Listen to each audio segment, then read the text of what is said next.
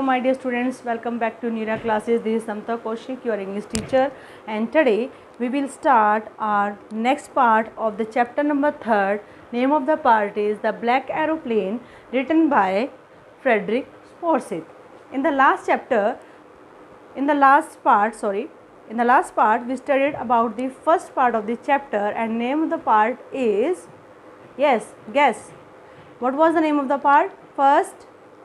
Yes, you are right, his first flight. And today we will discuss about the second part. Okay, firstly about the writer. Frederick Forsyth, born on 25th August 1938. He was an English author. He was an occasional political commentator also. He was best known for thrillers. Thrillers means, yes, thrill. Okay, जिसमें थोड़ा डर होता है, ठीक है. इनके जितने भी राइटिंग्स हैं, जो भी इन्होंने लिखा है, वो मेनली थ्रिलिंग होती है, ठीक है, एडवेंचरस होती है. और एग्जांपल भी इसमें दिया है, द डे ऑफ जैकल. इस टाइप की इनकी बहुत सारी जो है राइटिंग्स हैं. ओके, नेक्स्ट हमारा है main character of the story. देखो, ये जो कहानी है ब्लैक एरोप्लेन, काला एरोप्लेन यानी कि हवाई जहाज, तो इस कहानी के अंदर बड़ी ही रोमांचक कहानी है और मिस्टीरियस भी है. एक मतलब इसमें रहस्यात्मक कहानी है. जब आप पढ़ोगे आपको रहस्य पता चलेगा. तो थ्रिलिंग भी है. इसमें जो है मेन कैरेक्टर तो नरेटर ही है. जो नरेटर है वो पायलट का काम भी कर रहा है, वो ऑथर भी हैं और नरेटर भी है, यानी कि लिखा भी इन्होंने ही है और नरेट भी यही कर रहे हैं. नरेट मैं आपको कई बार बता चुकी हूँ, कहानी को बताने वाला, उसको व्याख्यात करने वाला, व्याख्या करने वाला, ठीक है. तो ये नरेटर भी हैं, ये ऑथर भी हैं. और एक और इसमें जो मेन कैरेक्टर है वो है imaginary pilot of the black aeroplane. अब मैंने यहाँ इमेजिनरी क्यों लिखा? जब आप कहानी पढ़ोगे तब आपको इस वर्ड का मतलब समझ आएगा. जो इमेजिन किया उसने, ठीक है, वो इमेजिनरी पायलट है. किसका? वही इमेजिनरी एरोप्लेन जिसको उसने अपने सोच में इमेजिन किया कुछ घटना के कारण. जब कहानी पढ़ोगे समझ आ जाएगा. तो उस ब्लैक एरोप्लेन का जो पायलट है वो इमेजिनरी पायलट है. ये दो ही मेन कैरेक्टर हैं. एक माइनर कैरेक्टर एक लेडी का आता है, वो आपको लास्ट में पता चलेगा. और ऑथर के जो पायलट प्लेन का नाम है वो है द ओल्ड डैकोटा. क्या नाम है? The old Dakota. ठीक है, I hope you understand. So let's start the chapter.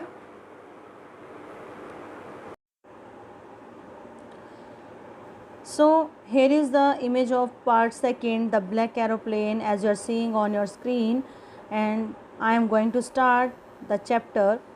The moon was coming up in the east behind me and the stars were shining in the clear sky above me.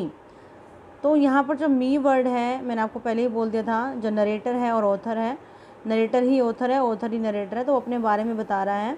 तो कहता है कि जो चाँद था वो पूरब की तरफ से आ रहा था, मेरे पीछे था. तारे जो थे आसमान में साफ साफ दिखाई दे रहे थे, चमक रहे थे मेरे ऊपर. There wasn't cloud in the sky. आसमान में एक भी बादल नहीं था. I was happy to be alone high up about the sleeping countryside. मैं बड़ा खुश था अपने आप को इतनी ऊंचाई पर पाकर, सोते हुए गांव के ऊपर. I was flying my old Dakota aeroplane over France back to England. और मैं अपने पुराने डेकोटा एरोप्लेन, ये मैंने आपको बताया था, उसके डेकोटा उसके एरोप्लेन का नाम है, उसको उड़ा रहा था फ्रांस के ऊपर से. और मैं वापस कहाँ जा रहा था? इंग्लैंड. तो इस लाइन से क्या पता चला कि एट प्रेजेंट वो फ्रांस में हैं और कहाँ जा रहे हैं? England. I was dreaming of my holiday and looking forward to being with my family. I looked at my watch 1:30 in the morning. और मैं सपने ले रहा था अपनी छुट्टियों के और आगे की तरफ सोच रहा था कि हाँ मैं जाऊँगा, अपने परिवार के साथ होऊंगा. I looked at my watch. मैं अपनी घड़ी को देखता हूँ और घड़ी में सुबह के 1:30 यानी कि 1:30 बजा था. तो इन लाइनों से क्या पता चल रहा है कि आसमान बिल्कुल साफ़ है और जो ऑथर है वो बड़ा खुश है क्योंकि वो अपने परिवार से मिलने जा रहा है एक लंबे समय के बाद. I should call Paris control soon, I thought as I looked down past the nose of the aeroplane. I saw the lights of a big city in front of me. I switched on the radio and said, Paris control Dakota DS088 here. Can you hear me? I am on my way to England. Over. देखो बेटा, जब भी कोई aeroplane ऊपर से गुज़रता है तो पास का जो भी कंट्रोल रूम होता है, वहाँ उनको इन्फॉर्म करना होता है। तो ऐसे ही वो जा रहा होता है उधर से, तो पेरिस के कंट्रोल रूम में वो कहता है कि मुझे वहाँ कॉल करनी चाहिए। मैंने सोचा, तो जैसे ही मैंने एरोप्लेन की नोज़ की तरफ देखा, आई सा the lights off big city, मुझे अपने सामने एक बड़े शहर की लाइट्स दिखी। मैंने अपने रेडियो को स्विच ऑन किया और कहा कि भी पेरिस कंट्रोल रूम, मैं मतलब यहाँ डेकोटा का पायलट बोल रहा हूँ, मेरे एरोप्लेन का नंबर ये है, क्या आप सुन सकते हो, मैं इंग्लैंड जा रहा हूँ, ठीक है। The voice from the radio answered me immediately, और तभी तुरंत उसके क्वेश्चन का, उसकी बात का उत्तर आ जाता है। DS088 I can hear you, मैं आपको सुन सकता हूँ। You ought to turn 12 degrees west now, DS088 over. तो वो उसको डायरेक्शन दे देते हैं, ठीक है ना। जब भी हम ऐसे काम करते हैं तो वो डायरेक्शन मिल जाती है पायलट को भी, कहाँ पर उसको जाना चाहिए। तो उसने उसको डायरेक्शन दी कि आपको 12 डिग्री वेस्ट की तरफ मुड़ जाना चाहिए, ठीक है। I checked up the map and the compass and switched over to my second and the last fuel tank and turn the Dakota 12 degree west towards England. मैंने अपनी सारी चीज़ें चेक की, मैप को चेक किया, कंपास को check किया, फिर मैंने मतलब अपना फ्यूल टैंक भी देखा, सब कुछ अपना चेक कर लिया। फिर मैं 12 डिग्री वेस्ट की तरफ मुड़ गया। I will be in time for breakfast I thought, मैंने सोचा कि मैं ब्रेकफास्ट के टाइम तक इंग्लैंड पहुंच जाऊंगा। A good big English breakfast, और सुबह मुझे बड़ा ही मतलब बहुत ही डिलीशियस जो है इंग्लिश ब्रेकफास्ट खाने को मिलेगा। एवरीथिंग वाज गोइंग वेल, सब कुछ बढ़िया चल रहा था। It was an easy flight, बड़ा मज़ा आ रहा था, ये बहुत ही आनंददायक फ़्लाइट मेरे लिए थी। Paris was about 150 kilometre behind me when I सा the clouds.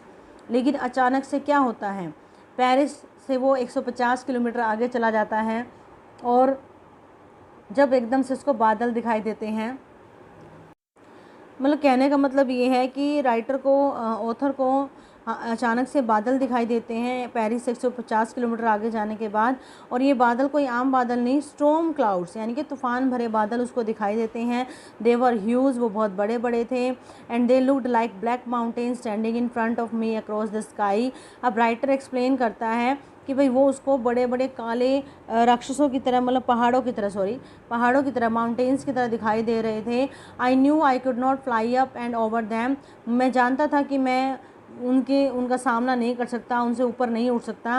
And I did not have enough fuel to fly around them to north और साउथ, और ना ही मेरे पास इतना ईंधन था कि भाई मैं उनको इग्नोर करके नॉर्थ और साउथ किसी और डायरेक्शन में चला जाऊं। I ought to go back to Paris, शायद मुझे पेरिस वापस चला जाना चाहिए था। आई थॉट, मैंने सोचा। But I wanted to get home, लेकिन मेरी एक तीव्र इच्छा थी कि मैं घर जाना चाहता था। आई वॉन्टेड दैट ब्रेकफास्ट, मुझे तो कल ये ब्रेकफास्ट लेना था, तो लेना ही था हर हालत में। मीन्स राइटर जो नरेटर है वो चाहता था कि बस मुझे तो अपने परिवार से मिलना ही मिलना है हर हालत में। I will take the risk, तो मैंने सोचा कि चलो मैं रिस्क ले लेता हूँ। I thought and flu that old Dakota straight into the storm, और मैंने ये सोचा रिस्क लेने की, और मैंने उस ओल्ड डेकोटा को तूफ़ान में डाल दिया, मीन्स उन बादलों में डाल दिया, सामना किया मैंने उनका।